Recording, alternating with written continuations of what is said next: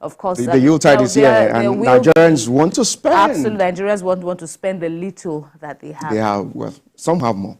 Okay, but many but you recall that there's a court judgment saying that the old and the new Naira notes should coexist. Absolutely. So I don't know why the panic. Well, when you go to the bank recently, there's this withdrawal limit that is sparking reactions from Nigerians. They will tell you that you cannot get up to 50,000. That may be the background. That may be the background for this concern that that the CBN is now raising about the possibility about reports of currency shortage in the country. We hope that enough communication will be given to everyone, and we hope we never get to see the cash crunch again that we experienced. It's not a good story to tell, because when it happened, then some Nigerians died. Absolutely. All right, we'll take a break, and when we come back from this particular break, we'll be talking about COP28. Do not go anywhere. We'll be right back.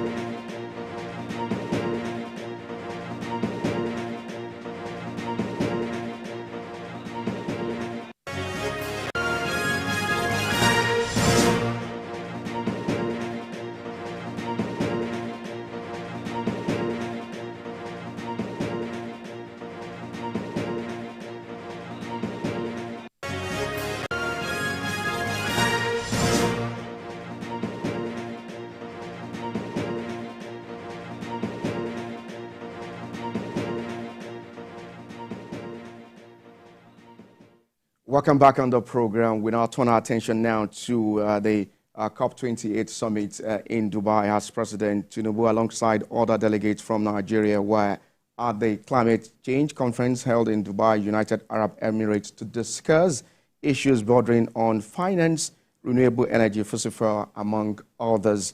The President had bilateral talks with King Charles of England, the President of the UAE, the leaders of several countries, and multilateral partners during the conference. He also witnessed the signing of an accelerated performance agreement between Nigeria and Germany to improve Nigeria's electricity supply, and hosted high level of meetings with stakeholders and investors on the Nigeria carbon market and electricity bus rollout program. Joining us via Zoom is the Executive Director, Center for 21st Century Issues and alternates as civil society active observer to the Green Climate Fund, representing Africa, is Titi Lokpe Akosa. Many thanks for having you on the program this morning. What do you make of the COP28 summit about climate change and various decisions reached at this level?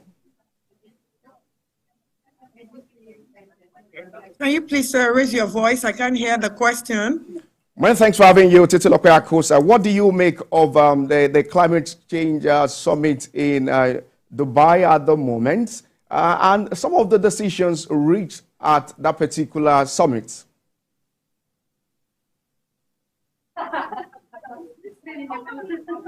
I think I can hear what you have said. So for me, so far so good. I would say so far so good. In the COP28 this year, we have seen a lot of pledges coming in, though it still falls short of the kind of money that we need to actually deal with the challenges of climate change around the world, and especially in the developing countries. But yet, it is better than nothing. So it is a step further than what we had before. So now that we have had the loss and damage fund operationalized, a decision onto that, we'll now start working towards the real operationalization of it, putting in the details, setting up the institution, warehousing the money, and then setting up standards that will allow countries to access the funds. So we have moved from where we used to be, where there's no fund, where people are saying we don't need a loss and damage fund and we don't need anything like compensation for loss and damage. Now we're at a particular junction where we are saying we need that fund, and the whole world has agreed that that fund should be established. So this is where we are. And in other areas, in terms of just transition to, people have been delivering their policy statements on how they want to get to net zero in 2015, 2060. People have different time targets and different dates also. And then again, people also have been talking about climate and health. We have seen high-level segments on climate and health, unlike before where health was not in the agenda. Now we have health in the agenda, and we are seeing parties actually rallying around and also making pledges also to health and climate change issues. So these are different things that are happening at different times. Just like I said, to me, it looks more like a starting point, a good starting point, but then the funds that we want, the kind of scale that we are expecting is not yet on the table. Thank you. Why do you say that these funds generated so far are insufficient? And what's the assurance that beyond the pledges that have been made, unlike what we saw last year, that despite the pledges, no monies, appeared to have been, they were not, made, they were not met, rather, these pledges. What's the assurance that this time around, these countries that have committed themselves will get to fulfill their pledges? Yeah, you see, one thing you must understand in the climate negotiation space is this. You take things step by step. I can remember when we started the journey of the Green Climate Fund, pledges were made. After the pledges were made, operationalization started. People redeemed their pledges. And as we speak, of course, for climate, for the GCF since 2015 till now, they've been able to allocate resources based on the pledges that people have redeemed and paid into the GCF funds. As we speak today, the GCF is on a second replenishment. Though some of these countries that make pledges are yet to redeem some of them, but at least largely up to 80% of the money that was pledged then had been realized, and we have allocated to different countries that have brought project proposals. So the same thing will still happen with the loss and damage fund. Of course, I expect by now that people should be able to give us 100% of what they have pledged, knowing that what they have pledged is like a drop of water in the ocean. So they will need to do more. And the reason is really because once this fund starts, you will continue to do replenishment, and they will set standards as to when to trigger replenishment of the funds.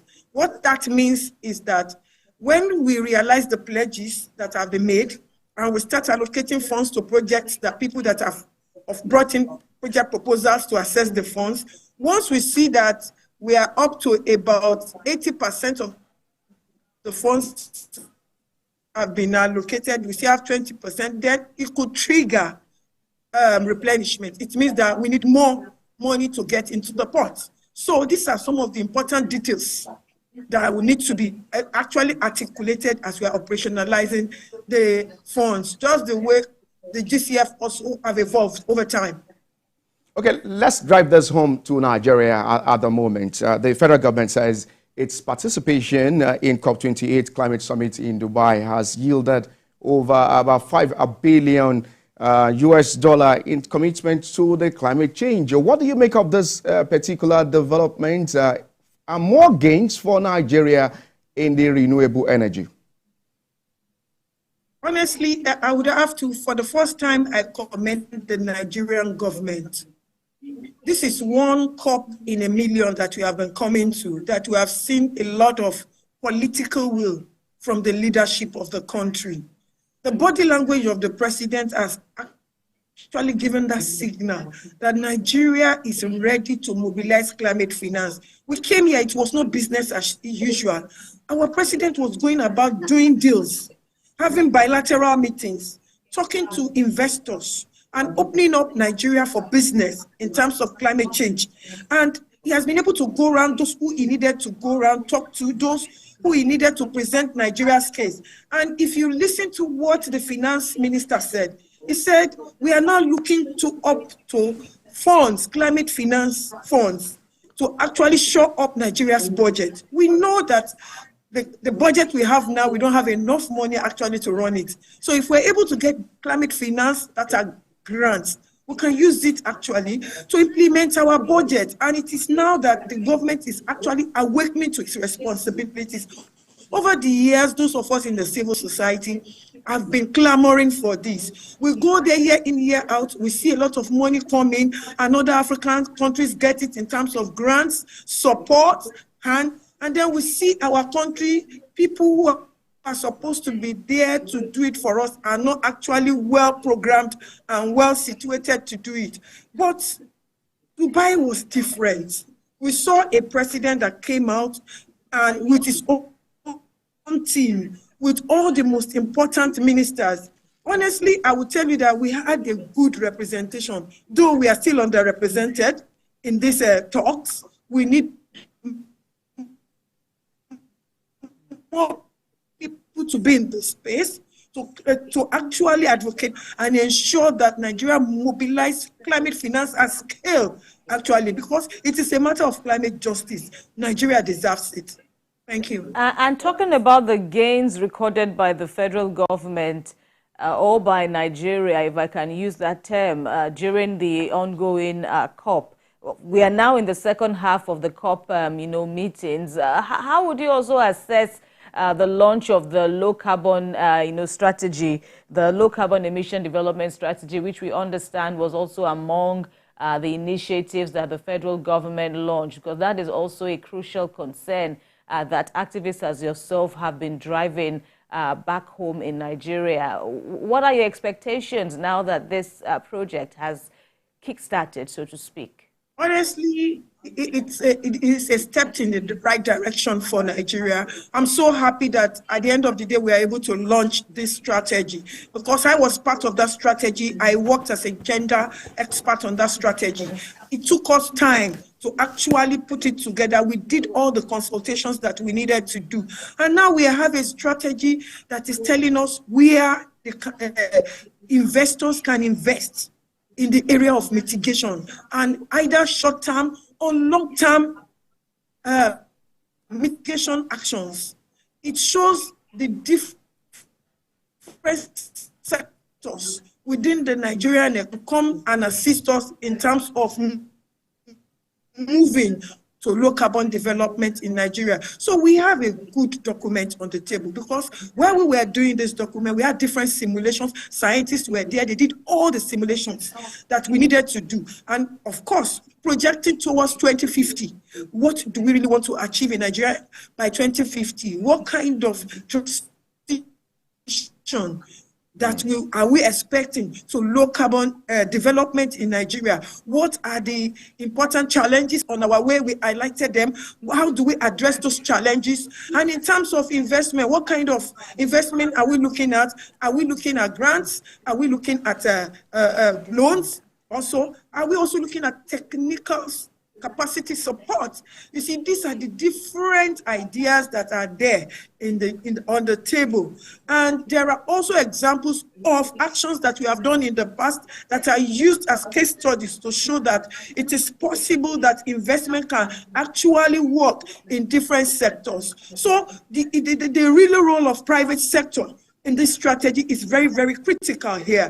And so we have sent signal to the private sector, even to the public sector, on what Nigeria will do and how Nigeria will do it and the kind of successes we're expecting from them. Thank you. Yeah, I just wanted to confirm further, the action points and where the CSOs come in with the launch of this low carbon development strategy. What next now? Can we have some more insider the tangibles and how this will benefit the people back in Nigeria? Yeah, for us as CSOs, really, because I work most of the time in the CSO space. Actually, my organization and two organizations, Society for Planet and Prosperity and Enviro News actually mobilized civil society to COP28 through the support of the British High Commission in Nigeria.